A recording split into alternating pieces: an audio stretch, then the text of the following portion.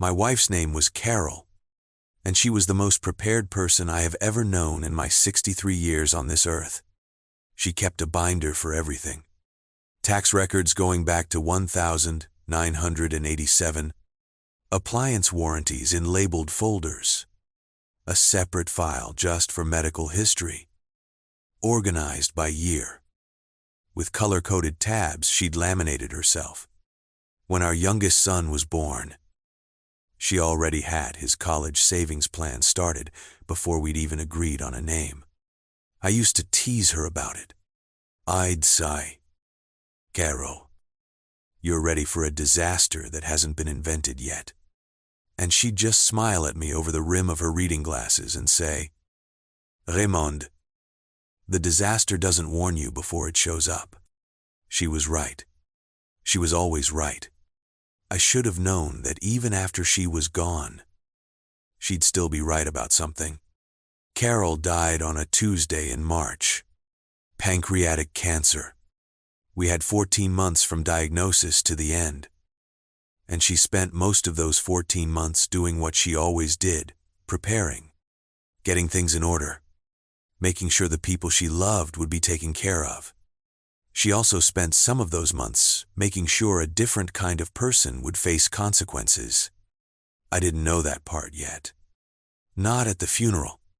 I found out 6 weeks later, but I'm getting ahead of myself.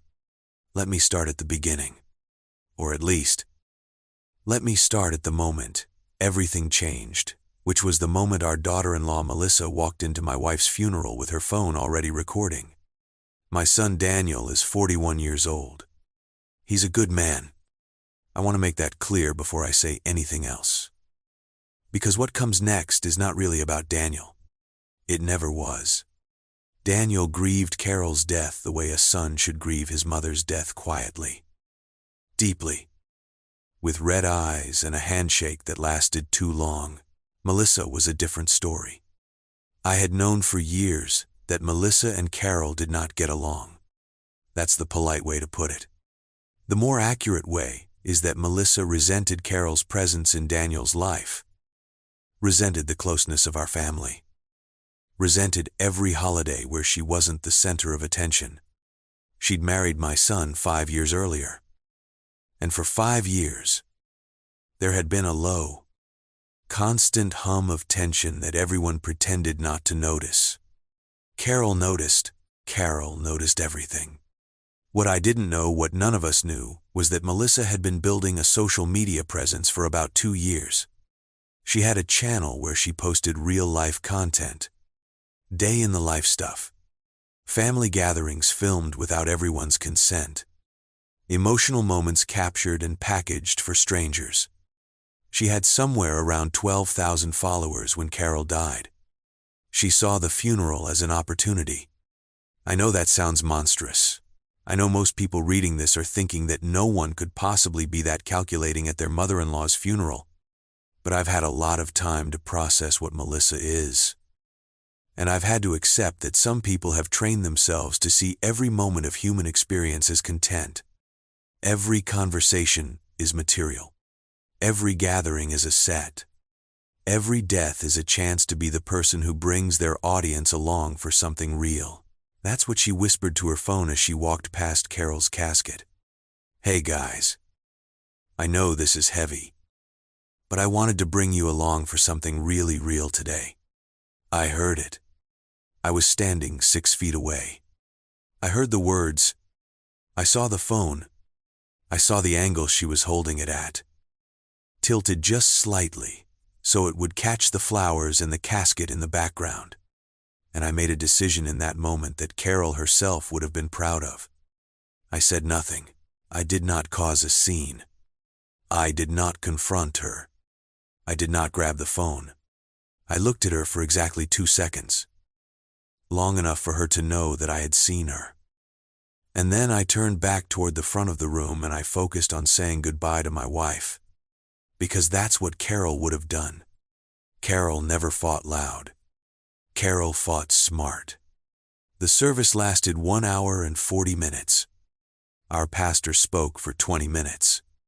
Carol's sister Eleanor read a poem. Our oldest daughter, Renee, spoke for 7 minutes and barely made it through. 2 of Carol's colleagues from the hospital auxiliary said a few words. I spoke last, and I don't remember exactly what I said. Only that I meant every word of it, and that the room was very quiet by the time I finished. Through all of it, Melissa filme. She was subtle about it, I'll give her that. She kept the phone low, held at an angle that looked casual, unless you knew what you were looking for. She moved around the room once, near the beginning, which I later found out was to get better lighting. She even went outside for about 10 minutes, which I think was to do a talking head segment while the readings were happening. By the time we went to the graveside service, she'd been streaming for over an hour. I found out later, much later, that she had 200,000 views on that stream by the end of the day. She also used a filter, a soft, warm filter that brightened her skin while she was speaking into the camera. The filter didn't reach Carol's casket in the background. The casket was unfiltered. Carol got no filter. Melissa got the glow. I didn't know about the filter until my granddaughter showed me the video 3 days after the funeral. My granddaughter is 17 and she found the stream because one of her school friends had sent her the link. She came to me with the phone in her hand and her face completely still, that particular stillness that teenagers use when they're trying not to fall apart, and she said, "Grandpa, I think you need to see this." I watched 4 minutes of it. That was enough. I called our attorney the next morning. His name is Gerald Whitmore. He's been handling our family's legal matters for 19 years. He's 71 years old and looks like a man who has heard every possible variety of human behavior and stopped being surprised by any of it around 1994. When I called and told him what had happened, there was a long pause on the other end of the line. Then Gerald said, "Raymond, I was at the funeral." I said I knew that. He said, "I saw her filming." I said I knew that too. And then Gerald said something that I will remember for the rest of my life. He said, "Raymond, I think it's time you read the full trust document. The version Carol finalized in October." I didn't know there was a version finalized in October. Here's what you need to understand about Carol. She had been working with Gerald on our estate planning for almost 3 years. Ever since her diagnosis, the base trust had been established years earlier. But after she got sick, she started updating it. Quietly, regularly, without a lot of fanfare or discussion. She never told me everything she changed.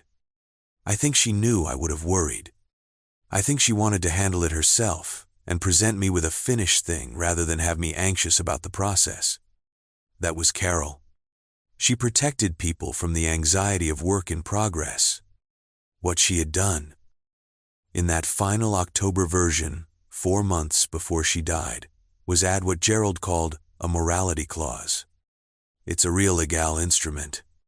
Not common in family trusts, but not unheard of either. Especially when there are concerns about how certain family members might behave around the estate or around family events. Carol had apparently researched it thoroughly. The clause, and Gerald read it to me verbatim over the phone, stated that any beneficiary of the trust who engaged in behavior that the trustee determined to be a deliberate exploitation of the family's grief, bereavement, or private family occasions for personal financial gain or public notoriety, we could be removed from the distribution schedule at the trustee's discretion. It also named Gerald as the trustee.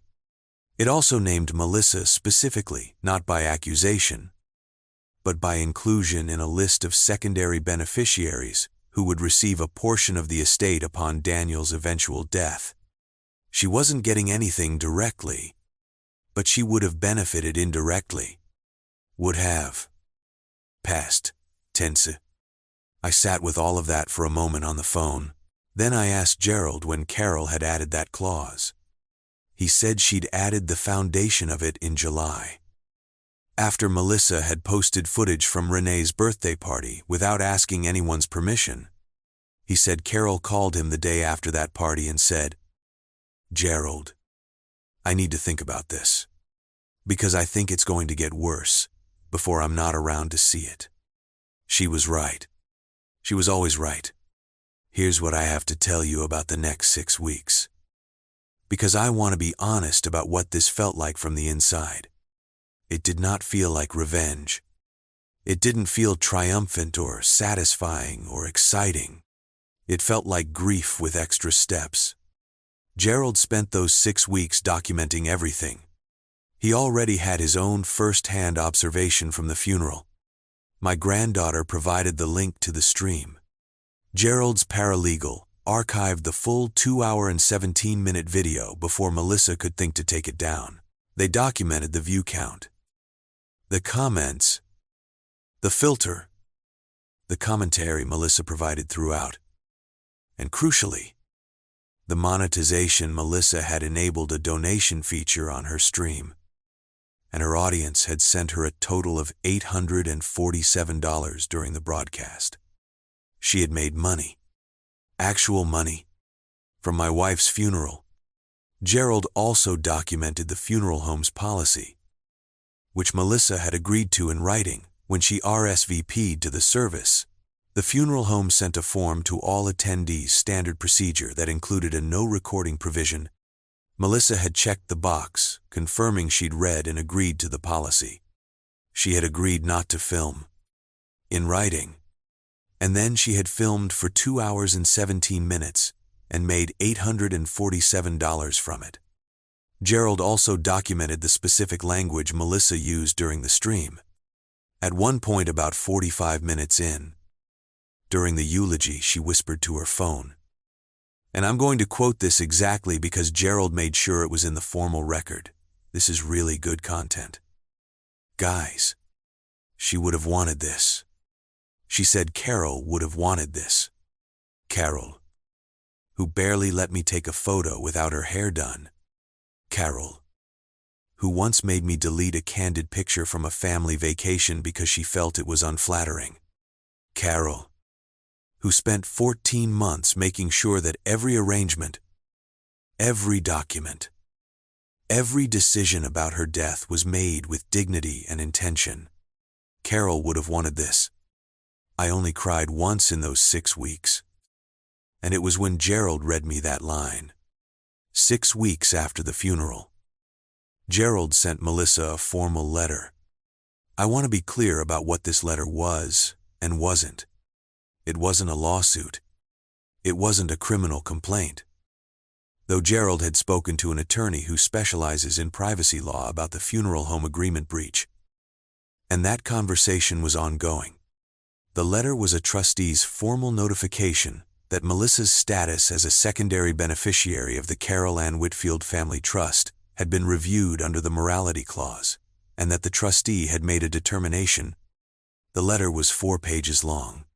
Gerald does not use unnecessary words, but he makes sure the necessary ones are very precise. Page 1 outlined what Melissa had done.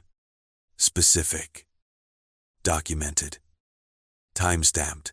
Page 2 quoted the morality clause in full. Page 3 stated the trustee's determination, which was that Melissa's actions filming the service, providing running commentary, enabling a donation feature, earning $847 in viewer tips, and publicly characterizing a private funeral as really good content, constituted exactly the kind of behavior the clause was designed to address. Page 4 explained the consequences. Melissa was removed from the secondary beneficiary schedule entirely. It also noted, and this was the part that I think landed hardest, based on what Daniel told me afterward, that a copy of the determination had been forwarded to the funeral home's legal department, given the signed agreement Melissa had breached, and that a second copy had been placed in a sealed family record that would be accessible to Daniel's children, meaning my grandchildren, when they came of age, not to punish, to inform. so that they would know the full story. Carol believed children deserved the truth eventually. She said that once. She said the worst thing you can do to a child is let them grow up with a distorted picture of the people in their life. She said kids are smarter than adults give them credit for. They're going to figure it out eventually. She said, better they figure it out from documentation than from whispers. Daniel called me the evening after Melissa received the letter. I want to tell you about that conversation because I think it's the most important part of this story. Not the morality clause. Not the $847. Not the 4-page letter. The phone call. Daniel wasn't angry at me. That was the first thing I noticed. His voice was tired. The way a person sounds when something they've known on some level has finally been confirmed out loud. He said, "Dad, did you know Mom added that clause? I told him I'd found out 6 weeks ago. I told him about the call with Gerald. About the October revision. About what Carol had said about Renee's birthday party."